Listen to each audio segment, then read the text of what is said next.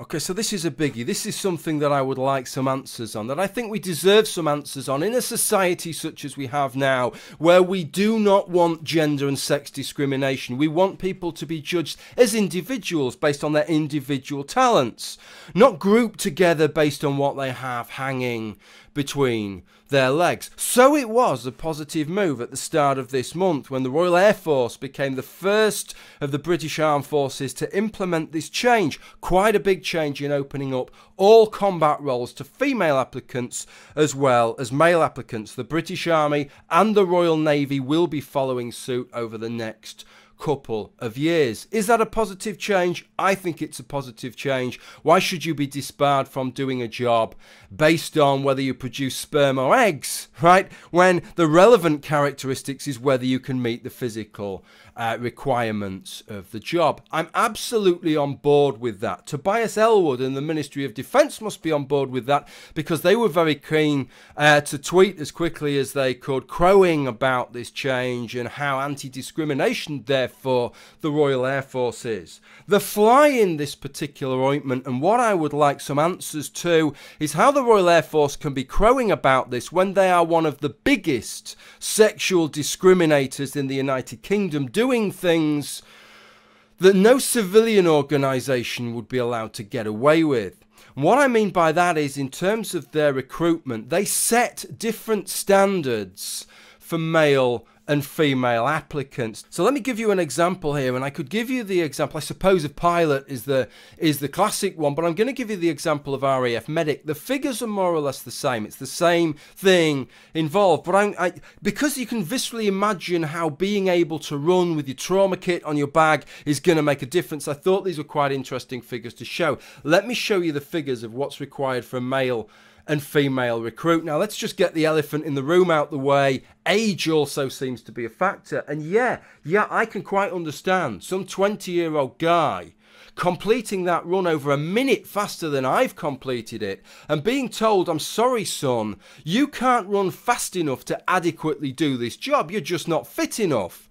Whereas old Grandad Noel Plum rolled in a minute later and I'm being shook on the hand and being told, yeah, you're quite capable of performing this role, running at that speed. That doesn't make any sense either. If I can't make the standard, why the hell should somebody else be penalised for running faster than I am running just because they happen to be younger? As I say, that would not be allowed in civil land because that's discrimination, right? It doesn't suddenly stop being discrimination just because you're putting the military stamp on it. But look at the huge difference between the standards for male and female applicants.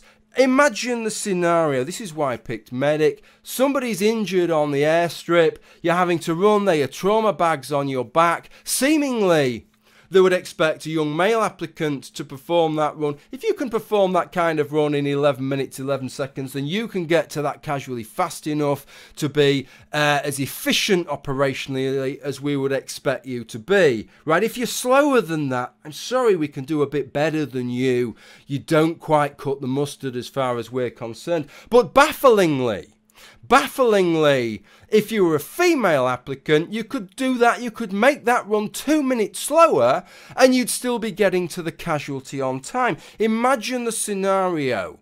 25-year-old guy applies to do this job and he runs that distance in 11 minutes 20 seconds and he is told that he is inadequate to perform the role of RAF medic.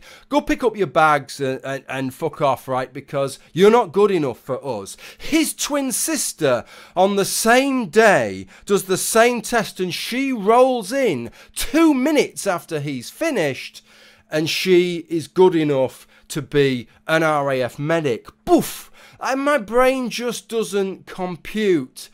How is that not discrimination? What I would like is for the RAF, for the armed forces, to justify having these different standards for male and female applicants. If truly what you want to do is to stop discriminating against people on the grounds of whether they're producing sperm or eggs, then how can you maintain these standards? Now, I know that I will get 2 responses from this if I was fortunate enough to get a response. The first would be, oh, well, this is only in recruitment, right? Once you're recruited, everybody has the same standard, right? Or everybody's brought up to the same level. All the rest of the training is the same. I don't know whether that is the case or not. But what I want to say is that is no help. You've already made the act of discrimination. You've already committed an act of sexual discrimination. Nothing that you can do after that is going to repair the inequity that you have given a recruit by setting them a higher bar than you've set somebody else. So that's not good enough as an answer. The other answer that they may say is that we're adopting a gender fair principle rather than a gender neutral principle. If you don't know the difference between those, let me try and explain it to you. In terms of, let's say we were to adopt an intellectually fair system for doctors rather than an intellectually neutral system. At the moment, we have an intellectually neutral system.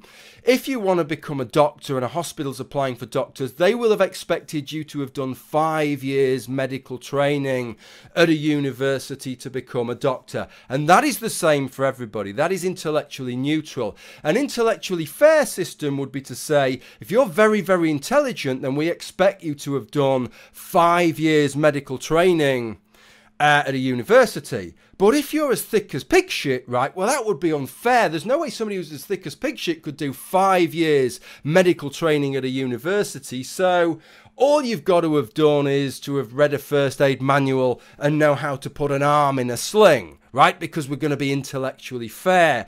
Now, I'm sure you can immediately see how it's kind of maybe fair in terms of it will make things equally difficult for every possible applicant, but it makes a mockery of the job. You're not selecting the best anymore. You're tailoring, you're skewing your requirements to how adept the applicant is. And that's how gender fair works. And that's why nobody else other than the military is allowed to pull off this kind of trick.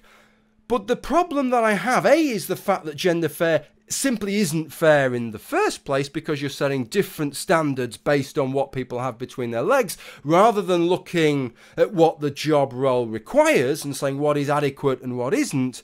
But the other thing is, this isn't even gender fair. What do I mean by that? If you look at the running speed of trained men and women, there's quite a lot of research in this, and it's kind of a quirk. I'm talking about trained men and women, so we're talking there's some kind of parity there between the different groups, is that men tend to run about 10% faster than women, whether you're talking over 100 meters, middle distance, marathon, it doesn't seem to matter. It always seems to be about 10%. If we look at the world records, we would see that. It doesn't really depend, that women are running about 90% as fast than men are running.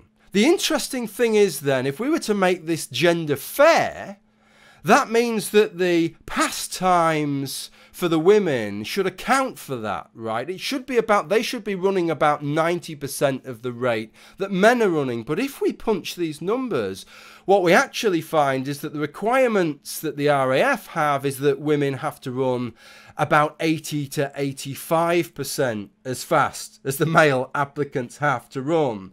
So it isn't even as if their recruitment is gender fair rather than gender neutral. It doesn't even make the gender fair standard. Even on the gender fair standard, they are still discriminating against male applicants. Even if the gender fair standard was something that you could reasonably say isn't discriminatory, when of course it is, and that's why nobody else is allowed to do it. So why doesn't the Ministry of Defence own up to this now and say, okay, do you know what? We are serious about this. We do not believe in sexual discrimination. We do not believe in gender discrimination. We genuinely believe in treating everybody as individuals. We're going to end this. We're going to have the same entry standard for everybody, regardless of age, regardless of gender. And you know, I'm going to do something on this video that I do very rarely, which is I'm going to put the hashtag to the Royal Air Force Recruitment and to the Ministry of Defence in the title of this video. So if you like this video and you have it so it shares your likes, or if you want to share this video on Twitter, they will get a tweet each and every time. And maybe they won't just hide behind this. Maybe they will actually start answering this. And maybe some of the mainstream media will start holding them to account for this. Because as it stands, it's just doublespeak we're getting. They're claiming that they want to end sexual and gender discrimination whilst doing it all the time. Okay, thank you for watching this video. Bye for now.